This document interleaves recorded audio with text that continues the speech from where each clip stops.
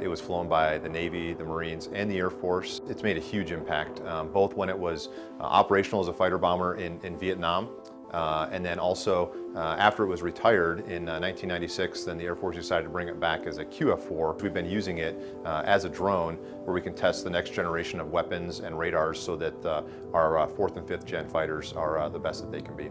Yeah, it's mixed emotions when you see them blown up for the first time, because it's just a great iconic airplane that has done so much for our country, and it's sad to see it destroyed in that way. The more I thought about it and the more I kind of put things in perspective, the fact that the airplane goes down in a blaze of glory versus sitting around at the boneyard at Davis Mountain or in a museum somewhere, I think it's a truly fitting end for a warrior to go out in that way. The F-4 is a very manual airplane, and specifically the QF-4. A lot of the things that the F-4s had when they were operational are not included in the QF-4. So it is a very hands-on type of airplane.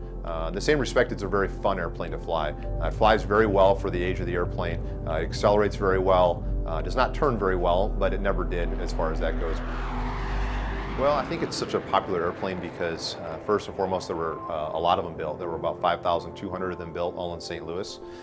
And it came about in a time that was pretty tough for our country during the Vietnam War.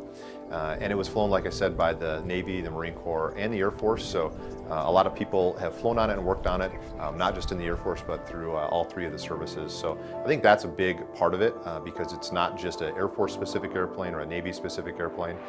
It's a big platform that was our primary fighter bomber during the Vietnam War. There's been a lot of really cool opportunities with the F-4 since we are the last ones flying it. There's been a lot of opportunities for us to take them on the road and for the public to get a chance to see the F-4s one last time. And that's been really interesting and really cool for me to get to do that. I expected when we took it on the road that we would meet a lot of people who had worked on them, who had flown them over the years. What I didn't really think about and what I didn't expect was the large number of folks, Army and Marines, that were on the ground in an F-4 saved their life. Just about every place I go, I hear at least one or two stories of someone who is pinned down. They didn't know if they were going to make it out, and an F-4 came in and saved their life. And that's been a truly humbling experience for me to hear those stories and hear what an impact that this airplane has made on them. Yeah, it's bittersweet. It's bittersweet, much like when you see QF-4 get blown out of the sky. It's sad that the F-4 is coming to an end, but it's exciting because now we can bring on the QF-16, which provides more realistic capabilities for the threats that we're facing out there, and we can test those weapons and those radars more realistically with the F-16. So it's exciting to see that come online. As an F-16 driver, it's kind of bittersweet again to see those get blown out of the sky, but I kind of have the same perspective on that as I did with the QF-4. The F-4s are old. They're old and they're getting tired. Most of ours are about 45 years old or so, and it's getting more and more difficult to keep them flying, to keep them maintained and keep them in airworthy conditions.